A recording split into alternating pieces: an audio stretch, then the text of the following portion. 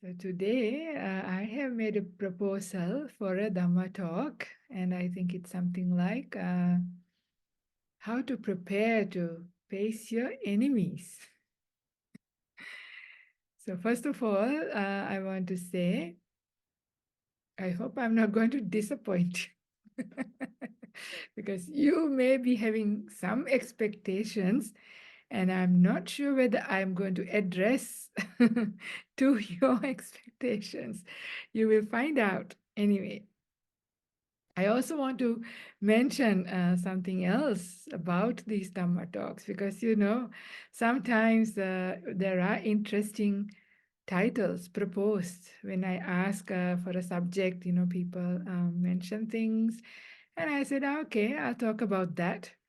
But then, later I realized, my goodness, I'm not qualified to talk about this because some subjects are quite deep, or in the sense, can be very vast, and people's experiences I may have not fathomed fully because I only know about my life, and I've had a very limited, nested life actually, compared to, I realize, people in the world. So I just want to mention about an incident, and this is almost like almost saying like apologizing as well in a way, because I think I recently gave a talk, I think either about dealing with difficult people or dealing with difficult situation, and both of those I think may have been disappointing for some people because as I say various things, in fact one of the ladies who come for the Zoom sessions came to visit the monastery one day and said how upset she got with me. Because, she was like, oh, she does not know what she's talking about, difficult people. My difficult people is a really difficult person, like the fourth category one. If you remember the removing resentment story or the simile of the Buddha I talk, and I was telling a fourth category person is really hard to find, like somebody who's terrible behavior by body, speech, and mind is hard to find, but of course we do find, and that can be difficult. And in fact, the very next day after giving that talk, I met somebody at the monastery and I was having a chat with them, and when I realized and heard, even in one person's one lifetime, the amount of difficulties that very person has gone, I thought, my goodness, I am not really qualified to give talks like this in a way. But then again, it is they are the teachings of the Buddha. So the teachings of the Buddha actually cover the whole range. But sometimes the thing is that we may not be ready to hear certain things. We not be ready to understand certain things. But never mind.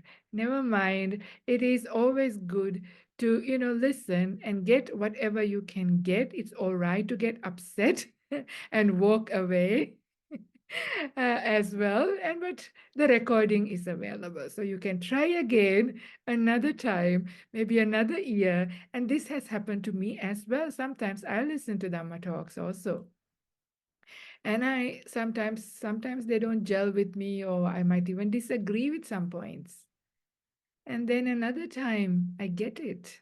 So sometimes we are also ready, and things happen. So the reason why I am saying this is also how you listen to a Dhamma talk.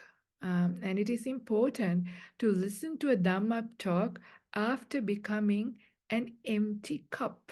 That means as the Dhamma talk is going, we are not really going to have a commentary or have a strong judgment, or sort of have your own story and listen through your own filter. Instead, try and see, keep aside those points of view and listen like an empty cup, because if the cup is full, as we pour more water, where is the water going to go? It's going to just fall out. Nothing's really going in. But if you're an empty cup, then things will go in, and later you might be able to slowly analyze and see further And this is a good way to listen, and maybe some points are going to be helpful. But of course, when we are talking about this how to prepare for enemies, this is also a very interesting and quite a diverse kind of subject. But and also I can't think of any enemies in my life. Therefore, my relationship or understanding of how does one have an enemy is going to be not the same level as some others who may be listening to you. I'm not referring to the people who are here. Maybe somebody later listening to this talk. I don't know. The thing is, it's kind of interesting how one ends up having an enemy. Right now, do you think the Buddha had enemies? So some of you might remember Angulimala. Yeah, Angulimala, he was Buddha's cousin who did very many terrible things to the Buddha, right? So, was Buddha Angulimala's enemy? I think he was, yeah. Angulimala, the cousin, he's the, not the cousin, sorry, he was the brother in law. That was Buddha's, when he was before enlightenment, his wife Yashodhara's brother. So he was kind of quite jealous of Buddha because Buddha was very famous, he was wise, and all that. And Devadatta, too, sorry, Angulima, not Angulimala, I'm sorry. It's a bit late here, my excuse. I'm in New Zealand today. It's 9:30. I'm probably falling asleep. Sorry. I'm talking about Devadatta, not Angulimala. So Devadatta was Buddha's um, brother-in-law. So he was quite jealous of his brother-in-law, being so famous, so kind, so nice, so popular. So he too wanted to be, that. So he did so many difficult things. So I think Buddha was Devadatta's enemy. But I don't think, and I'm for sure, not I don't think, for sure, Devadatta was not the Buddha's enemy, even in spite of doing so many difficult things for the Buddha. And in one of the sutras, the Buddha says, there is nobody else whose mind that I have read as much as Devadatta's mind. And the reason why he did that was trying to help Devadatta to see whether is there any way I could help this person to come out of this animosity, that difficulty, and get into the right way and get enlightened. He really tried his best. So obviously, Devadatta was not the Buddha's enemy, even though Devadatta did many, many things, difficult, bad things to the Buddha. So this sort of gives an idea also how we end up having an enemy in our life. Yeah, how we end up having an enemy in our life is when somebody in your life treats you disrespectfully or do things that are difficult, hurtful, harmful, not according to your worldview, or also to your family, yeah, to difficult things to your family, hurtful things to your family, to you and to your immediate family. If somebody is doing difficult things, then people end up calling that person your enemy. And many people in the world have enemies, even sometimes neighbors. They have issues with their friends, fence, right? I heard one person was telling, the neighbor wanted to remove one of the trees because it was shedding some things onto the neighbor's property, but they didn't want to remove the tree. And then the neighbor started throwing nails and broken glass into this person's uh, garden, backyard. It's incredible, right? How I don't even want to say childlike. Even children are not that stupid sometimes. Sometimes when people are angry and or jealous or upset, what they end up doing harmful and terrible things that they do to other people is really interesting, or sometimes unfathomable, even that people, an intelligent kind of adult would do this kind of stuff. But people do, and probably worse things you may have heard what people do to other people. But even if somebody does like that, the teachings of the Buddha or the spiritual path is all about, dealing with that in a skillful way so that you don't have an enemy. They might have an enemy if they can't handle, or they see something in you. We can't change their outlook or what they're doing or their level of defilements, but we have a choice of changing our way of dealing with them.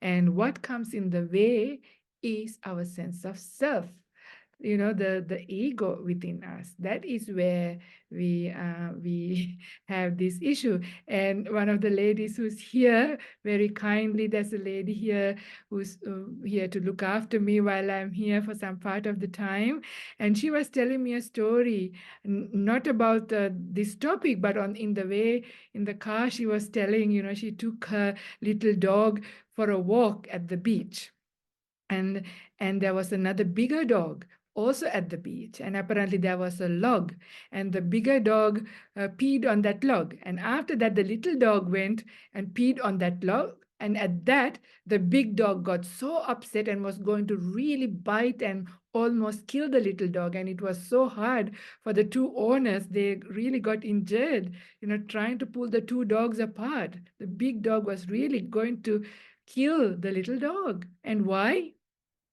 Because, the big dog first peed on the log and the little one went and peed on top. So the superiority or the power, what was the name you called the big dog? No. Yeah, yeah. So, something like, the stronger one, to wanting to be. And that is when, when you have that ego come up, how dare and how could they, and this is not good enough, this is not right, and this and that. And if they did that, I'm going to do this to back to them. This kind of thing coming up is what really creates an enemy. And if you remember one of the verses in the Dhammapada, one of the very famous ones, yeah, the enmity is never ended with enmity, right? Enmity is always ended with love. Yeah, it's a quite a beautiful and a very wise saying by the Buddha. So this is really important to remember. But of course, it is easily said than done. So that actually shows, where we are at as well. And that's all right. Where we are at is where we're at. And not a problem, not to judge. I'm not judging you either by saying like this. And it is for ourselves to acknowledge, okay, if I am feeling a lot of animosity towards somebody, then I have work to do within myself. Yeah, I need to develop my spiritual path. And of course, I have to be patient with myself and put in the right courses. And gradually, you will get to the point as the defilements are going down, as our sense of self is going down, as we progress on the path, the enemies will fade away. So that's the kind of idea. So, but during this talk, what I'm going to more focus is not your immediate enemies and spend the whole time giving you tricks and ways to prepare yourself in that way, but I'm more going to focus on a much more bigger enemy, a much more bigger problem that we have in our life than our neighbor or the difficult person at work or at school or wherever. Yeah, that's just one person. I'm sure we'll find ways to deal with it. But much bigger problem is the enemies to our spiritual journey. Yeah. And this is where this is very important. So the reason why I chose this today's talk, I chose the topic. The reason is this is I'm going to talk about a really beautiful sutta, and this is a sutta that I remember really well. I have sort of gone into my head, and I can even speak about it in my sleep because I was thinking that I might fall asleep because I've been traveling all day and it's already quite late. So I wanted to use a sutta that I know really well. So that's the reason I spoke, decided this topic. And the kind of enemy that I'm going to talk about is the enemies to our spiritual journey. So what are the enemies? There are 10 battalions of the Mara. The Mara is called the evil one. It's a kind of a force that is trying to stop us from getting enlightened, right? The Mara even tried to stop Siddhartha Gautama to become a Buddha. Yeah, so he's kind of like the enemy of the Dhamma, so to speak. And he has 10 armies. I don't know whether I'll remember all 10, but one of his armies is sensuality. Another one of his armies is a laziness. Another one is dejection and unsatisfactoriness of the spiritual path. Another one is greed for food and water and things like that. And another one is strong desire. And maybe so many other things. And there are more than even the Mara's army. Now, you might relate to this other thing that I'm talking about as well. Now, when you become very serious about the spiritual path, you realize, "Oh, I'm going to meditate every day, I'm going to change my life," and really trying to go for it. And what happens? Yeah, problems come in. Yeah, this is not just you. This happens. This is quite a common thing. Yeah, either like people, they have been like wanting to find a nice partner and never happened, and then they decided, okay, I've had enough, I'm not looking, I'm now interested in the spiritual journey and trying to become really spiritual. And what happened? They fall in love. So and that's sometimes the end of that. And even unfortunately, this also happened to monastics, right? Some people spend a lot of time, a lot of effort to get into monastic life, and some years down the track, again they fall in love and they live the monastic life as well. These things happen. So that's the real big danger now. That's the kind of enemy army that we want to prepare for. Yeah, because that takes you out from the spiritual path. Not like these other enemies who irritates you or harm you or give you a little bit of a difficult time. That is nothing compared to the enemies that take you out from your spiritual path. Now that is serious. Yeah. So this is where this sutta is about. And for some people, sicknesses come about, and that sort of becomes a hindrance, and various kinds of desires, problems, all kinds of endless things. I'm sure you can relate to this. As you're going to start and moving forward at every level, you will see things that are going to sort of take you away. Even, the Mara is there constantly trying to sort of nudge you and say, do this, maybe do some service now. So you leave your meditation and go and do some service. Even in disguise, so many ways they will try to take you away from the spiritual path, right? And this is where these are the real serious enemies that we want to prepare for. So this sutta is about how to prepare for those enemies and how to protect yourself and your spiritual journey from the attacks of these kinds of enemy armies, right? So this is the topic of today's Dhamma talk. And this sutta comes up in numerical discourses, that is Anguttara Nikaya, book 7, sutta number 67. In Bhikkhu Bodhi's version, it is called Fortress. It is also known as the Citadel. It's quite a nice sutta. It's easy to remember, easy to apply into your life, which is why I really like this one. And in this sutta, the Buddha first talks about a fortress, like a king with a city which has a fortress, like a citadel, that kind of city. And how does the king prepare that fortress so that his city is safe from all kinds of different enemy armies? So in the sutta, there are, I think, seven external things that one got to prepare and 4 internal things. If you have all of those things, then the Buddha says your city will be safe. So what are these things? So first of all, if you want to safeguard your city, the fortress, you need to have a really tall pillar, like a place where a guard can go up and then look into the far distance. Right, those times they didn't have all the technology we have now, satellites and the cameras and things like that. You literally had to have a guard to go up a tall pillar and watch in the distance whether they can see any enemy armies coming. But the Buddha says this pillar has to be really very strongly built. So if the pillar is 20 meters tall outside, like in the above ground, then it should be 20 meters below ground, like 50%, so that no wind, no nothing can bring it down.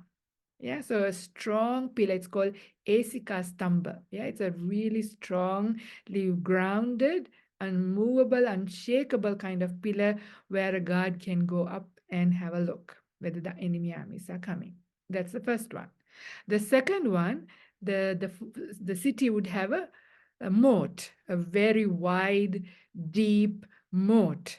Yeah, maybe you can even have some crocodiles in it if you're in Australia, or some, things, so that you have a moat. Yeah, so it's a body of water, so that allows it also some protection, so the enemies can't straight away come because they're a wide and deep body of water all around called the moat.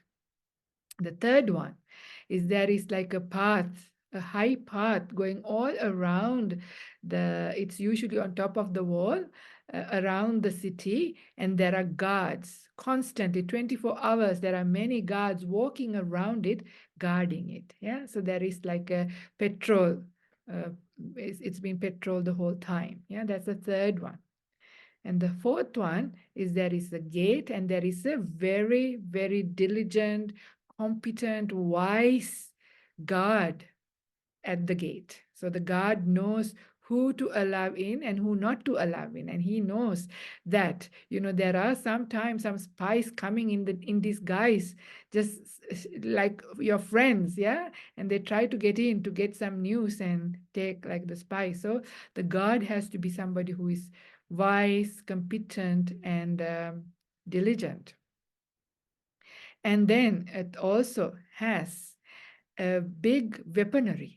Yeah, so you got to have a big weaponry with all different kinds of weapons because you don't know what the enemy army is going to attack you with.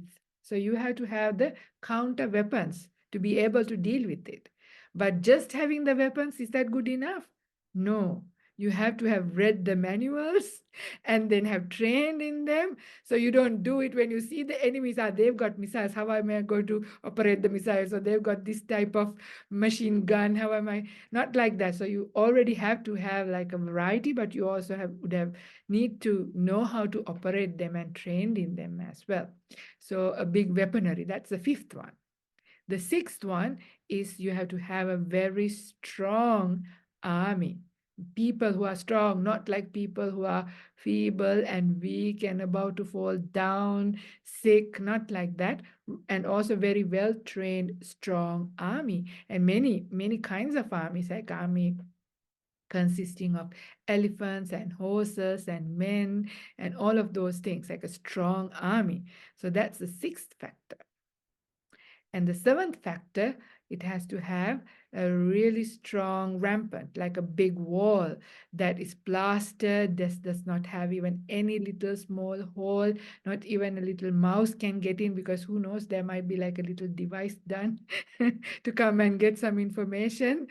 So no, nothing can go in. So strong rampart around it. So these are the seven things. So there's a strong pillar, a moat, a really wide and deep moat, a high path there where it's been patrolled 24/7, and then there is a guard, a vice guard, and there is weaponry, a strong army, and a strong rampart wall. And then you have to have four internal things, and that is you need to have water and firewood, right? Otherwise, if you run out of those, then you can't. So you have to big store of water and firewood, and then you have to have some rice or starch kind of grains, and then other kinds of food like beans, mustard, oil, things like that. So big stores of those items. And the last one is medicines.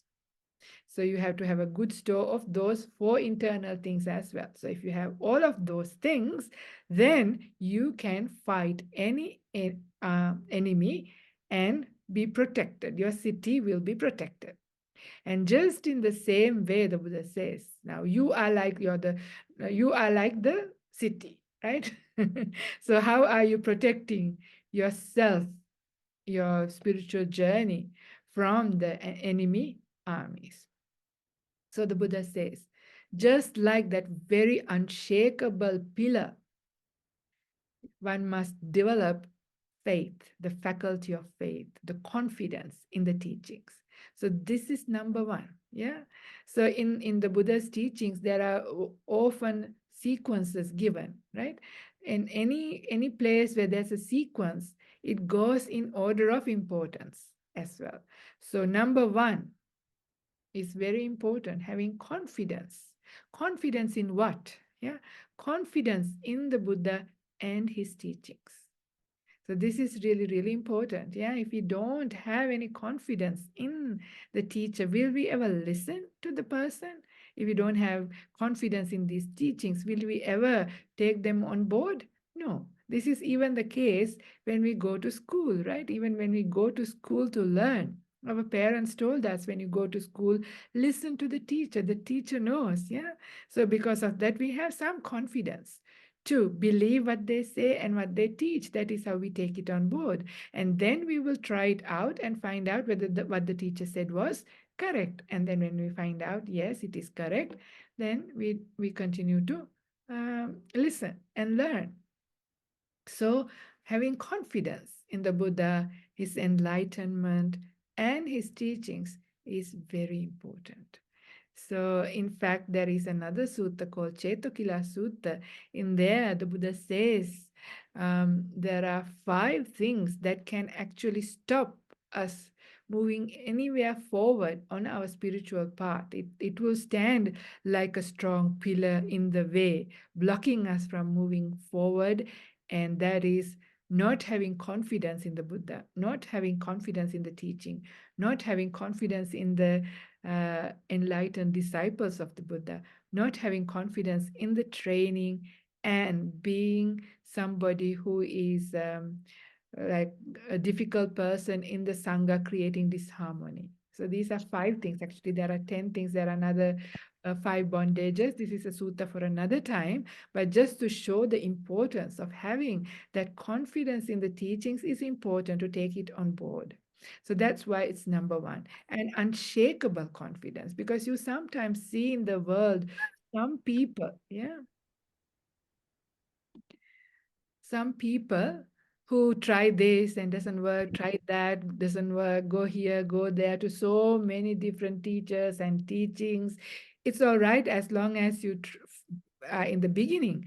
But once you have come across the early teachings, if you want to sort of serious about the Buddhist path, then it is important to stick to these early teachings of the Buddha and have that confidence and not run around trying to look for, some people look for horoscopes, all kinds of other readings, other signs, so many things. When people are in trouble, they forget about the teachings, they go for all of these other things. Even when it comes to enemies, it's incredible what people do, isn't it? They go for voodoo, they go for all kinds of, spirit doctors and try to do bad things to the other people, dark energies are used, all kinds of things people go. But when you have confidence in the Buddha and his teachings, you don't go to any of those things to find a solution for the problems, to deal with the difficulties in your life. You go back to these teachings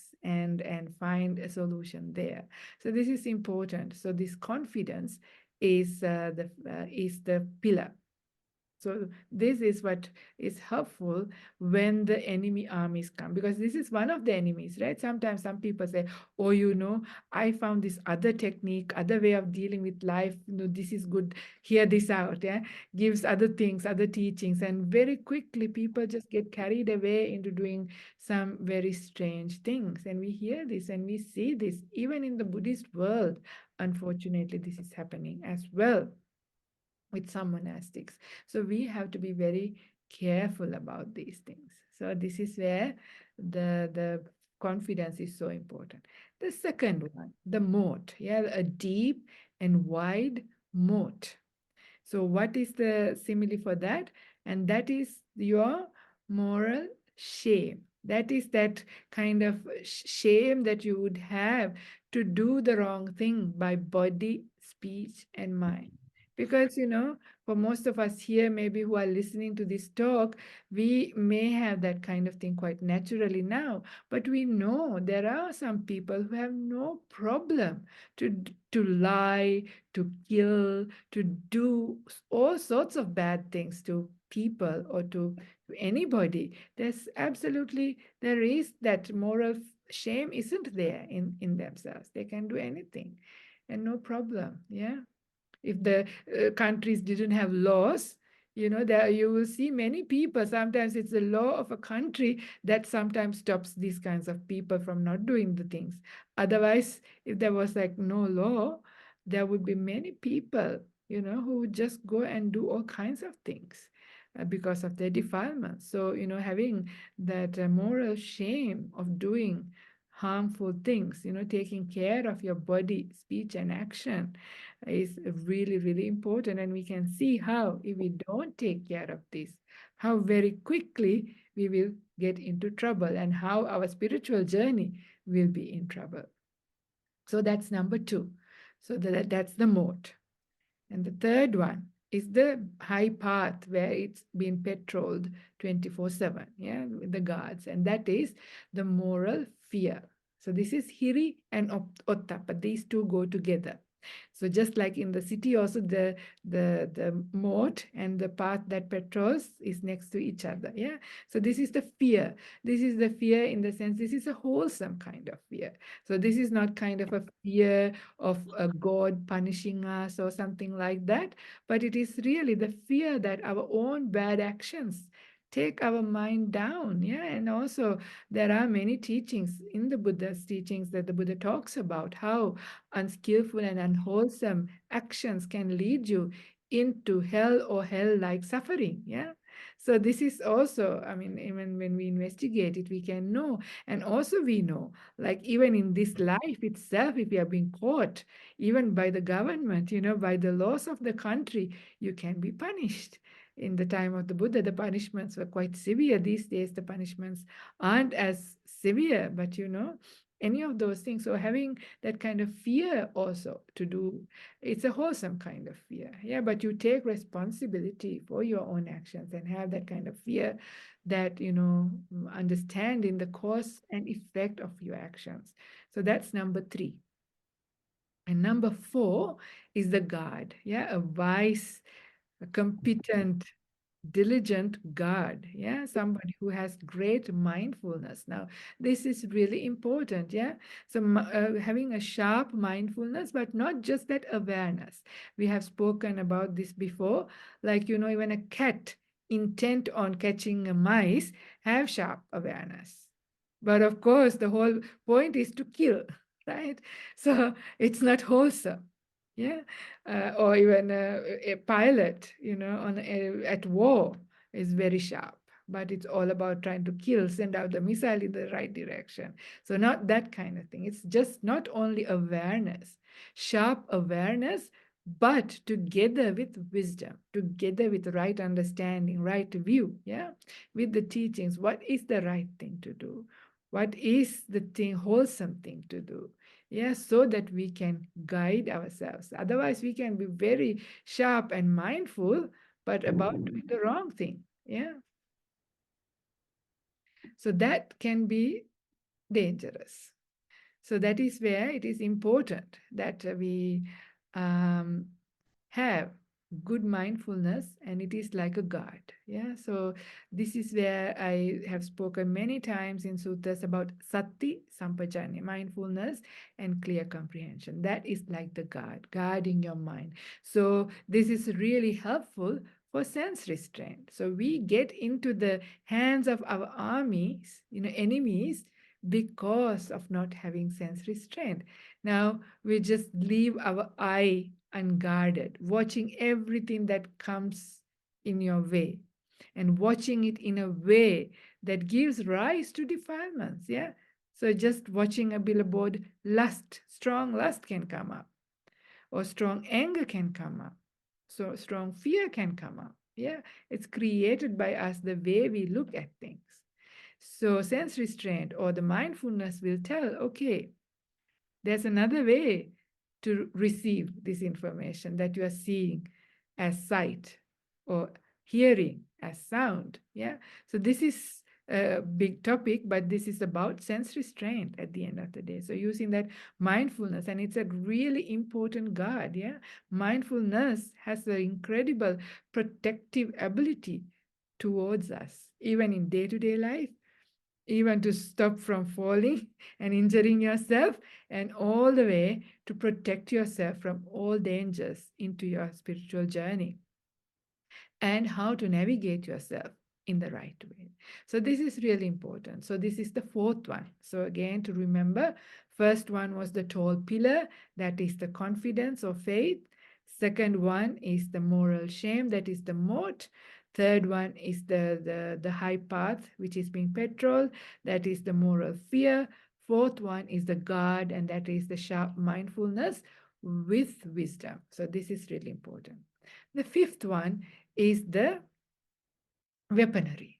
And the weaponry, and that is you have a big collection of teachings. You need to be very well versed in the teachings. It doesn't mean that you need to know every single teaching, right? You don't need to have know all the, how many teachings are there? 84,000, they say, or many thousands anyway.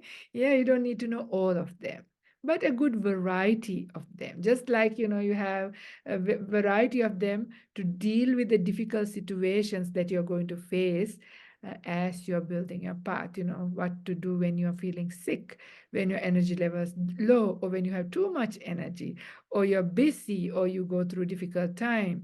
Whatever it is, you have different things that you can do, and these are all given by the Buddha in the teaching. So have a good collection. It's not about having a good collection of teachings on your bookshelf. It's about reading them or listening to them, but not just listening and saying, yeah, that was a nice talk. What was it about? I can't remember. Not like that either, right? You have to listen and you have to retain. So this is what the Buddha says in this point. It is a bahusuto hoti, sutadaro, sanyutayo. And then he says, sutta, datta, vachasa parichita, manasa anupekita, ditya suppatividda. And what does that mean? You listen. Yeah, you have listened many times. So you listen to these teachings. Well, at the time of the Buddha, reading wasn't available, but these days you can also do reading, either reading or listening. This is the way to take. And then whatever you listened or you read, you retain well in your mind. Otherwise, what's the point? Otherwise, when enemies are coming, you have to go back to the bookshelf and try to find the sutta you need. And then it's too late. Yeah. So you need to, this is why you can't just have only the weapon. You have to read the manual and you have to practice and know how to use the weapon. So this is like the teaching. You retain it. Vachasa parichita means you memorize it. Yeah, you recite it and you memorize it. So retention is for the short term, and then after that, you have to memorize it. So it really goes in and it's there at the tip of your tongue when you need it. Yeah, when you can bring it up very quickly and use when it's needed. So this is where what is also giving that wisdom for the guard, for the mindfulness. Yeah, this is where if you have that. So vachasa parichita. Manasanupekita means that you investigate, mentally inspect and investigate. So how is this teaching applying to my mind? What does it say? What did it say in the other sutta? Ah, and then you have that aha moment. Ah, I get it. I understand it. Yeah. So that comes. And when you have that understanding, when that light bulb moment happens, that is when you attain to view. Yeah, that's when the right view gets established in you. So this is the way to bring up right view. So technically, your weaponry is right view. The different aspects, different things that are in the right view. So the teachings, another way to talk about teachings is it's all about various kinds of right views. So that's the weaponry. That's the fifth one. And the sixth one is that you have a very strong army, not a very feeble, half asleep, weak army, but a strong, well built army. And that is how your energy has to be, the energy to go through this spiritual journey. Because at times, the spiritual journey is going very nicely, very smoothly, very beautifully. But inevitably, we come across times that it becomes challenging, it is difficult. And you see, sometimes people get really inspired, really motivated, and they're really doing it. But I call this like the soda bottle effect. Yeah, all the fizz and the bubble comes up. After a while, it flats. It becomes flat. So some people's spiritual journey is also like that, right? To get motivated, yes, I'm doing it, and then after a little while, it just that is when you fallen into the hands of the enemy. Yeah, one kind of enemy. So again, keep having that energy, the inspiration, and energy is a big subject too.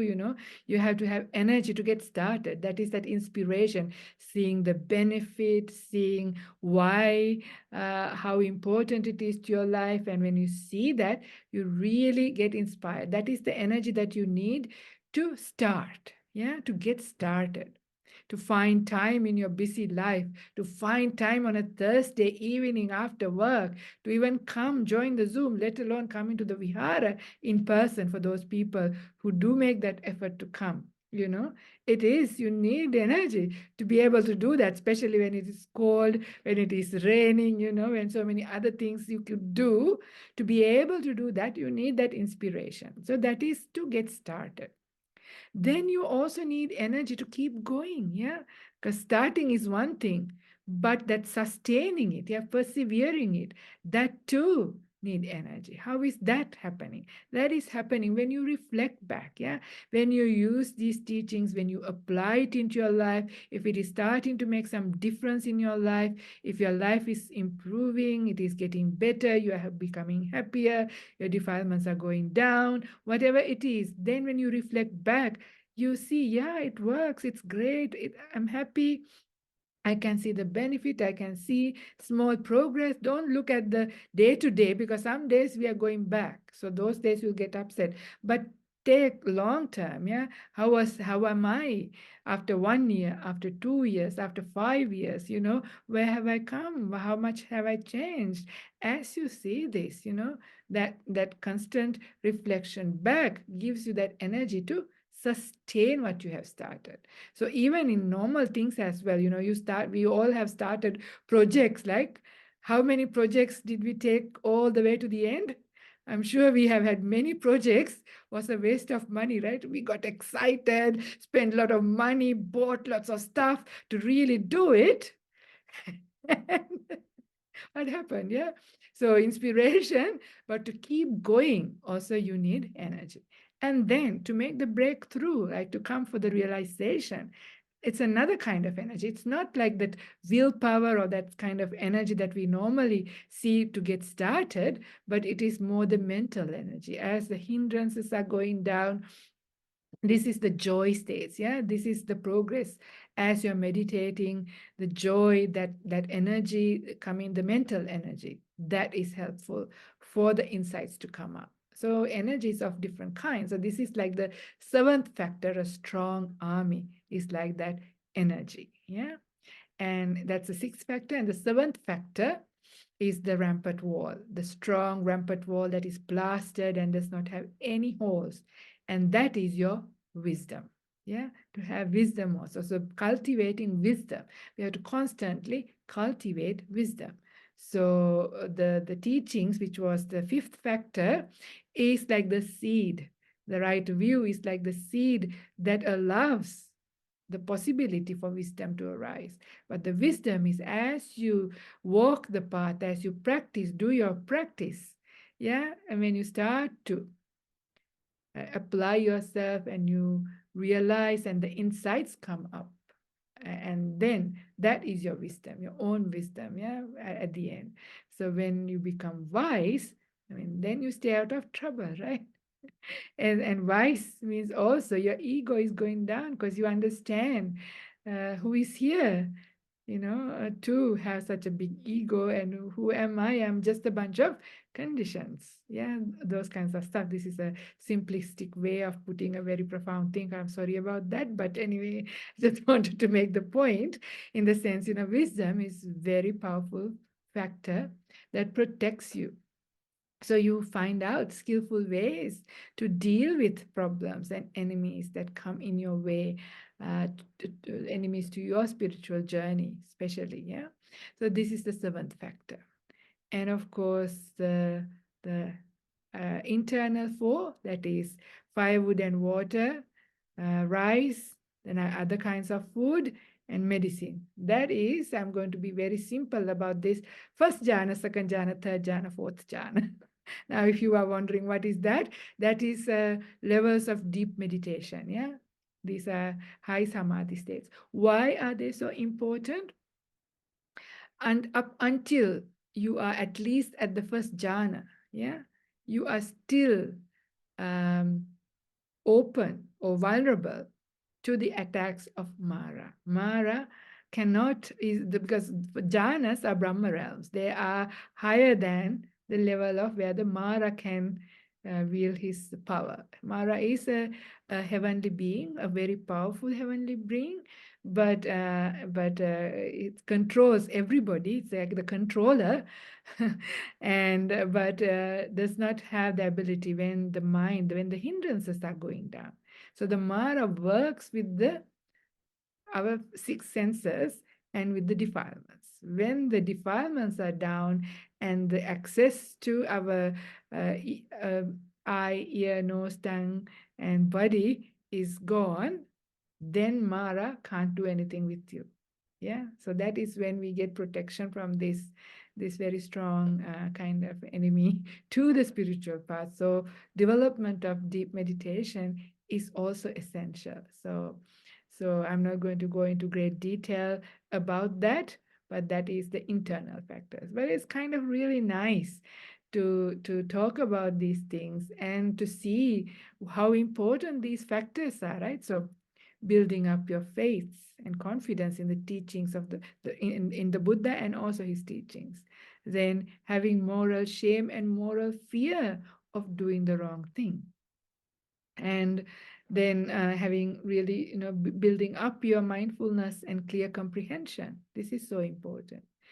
Studying the teachings of the Buddha, the early teachings of the Buddha, not just listening to them, understanding them, inspecting them, doing that full works. That is the mental training technique. That is how you apply the teaching. So that fifth factor is so important. The sixth factor, having that energy, becoming skillful in building up and sustaining our practice and developing wisdom. So these are very important things if you want to be successful and taking up the project of the spiritual path to its end, not leave it half done, yeah, and not leave it. But as you do this, yeah, as you progress on your path, you will also see, all these other enemies that we started about, or that you came to listen to this talk, trying to find a solution to how to deal with my difficult neighbor. Or my enemy at work or whoever will also get sorted. Yeah, because you are becoming wise. As you're progressing on your spiritual path, your ego is going to come down. You're going to be able to build up the right kind of metta, not metta gritting teeth and saying, may you be well. Right? Not like that. You really, have compassion. You really have acceptance of this person and its difficulty and understand why they're doing the silly things that they're doing. So even though they might still consider you as their enemy, for you, they are not your enemy. Yeah, this is important. So, so this is another thing. So this is the Dhamma talk today. So anyway, I wish I could have read the sutta as well, but I think time is running out. It's really beautiful. It's got much more depth than this. Maybe we can give another attempt another time. This is the first version or the first attempt, and another time I might read it out again because it's a really beautiful sutta. And I really encourage you to really read it. It's not really hard to understand. It's not a very complicated sutta. It's quite straightforward. So try and see, read it yourself. Anguttara Nikaya, Book 7, Sutta number 67. Okay? So now, if you would like to ask any questions, comments, agreements, disagreements, you are welcome. Ayya, can I ask a question, please? Sure, sure, Nicola. When this picture of the fortress Hmm. and the guards and the moat, what also comes is the image of a medieval battle where I'm pouring boiling oil over my enemies. Yeah. And that doesn't really fit. So how do I pour boiling oil over Mara, but not do any harm and not do bad karma? Yeah. No. The idea is not to do. The action isn't really there in that kind of way. Yeah. It's more like protective means. Yeah. So you don't even get into that state, or you catch it early, or you protect yourself rather. But of course there is the attack with the weaponry and the army, but it is not to be taken. That's holding the Dhamma in the wrong way, holding the snake in the wrong end, that kind of it. So not to have that kind of idea, yeah, not boiling. So we are not attacking the Mara in that way. Do you know in the suttas? I'm sure you know. You are very well versed in the suttas. Always for the Mara. This sutta is really about the Mara and his enemies. These are our main things for the spiritual path is I know you, Mara. Yeah. Always. That's the only thing. That's all you got to do. So the moment you see and we say I know you, that's it with the Mara. Then you can't do. So that's why mindfulness and all of those things are there. So that's how the Buddha overcame all of those things. So this is the whole thing is about using. In fact, that's why if I actually read out the sutta properly, it shows using faith aspect, how you stop your unwholesome actions, using fear and shame, how you stop, using your Dhamma knowledge, how you stop, using your energy, how you stop, using your mindfulness, how you stop, using your wisdom. So how these are to just always change the unwholesome arising and increasing the wholesome, that kind of thing. It's kind of nice. Maybe I should read it. I don't know. Let me see. Thank you. I know. I'll let you to read. It's a long sutta, and with that kind of view, read it and see what you think. We can talk about it again. I'm sure we'll come back to this sutta again. Thank you. Thank you. Really, you can do a whole retreat, because all of those factors you can go in detail, and that is actually important for us to learn the full range of confidence, full range of those aspects of hiri and ottappa, the full range of the energy. All of those things are very important topics to get, because we want to build this properly, right? Not just in a light-hearted way, not just know the names. We want to really know all aspects and how to do it. And again, I'm saying I'm no expert. I'm myself trying to do these things, but we can try it together. Okay, all right. Then I shall let you all go. Maybe you can do your homework. And let's see whether we can continue on or do another subject next week. I'll be still here, I think, next Thursday too. So, wish you all happy battling with your enemies, happy preparations to deal with your enemies in the right way. Don't pour boiling water over them, okay? Take care. Have a good night. Nice to see you all. Bye bye.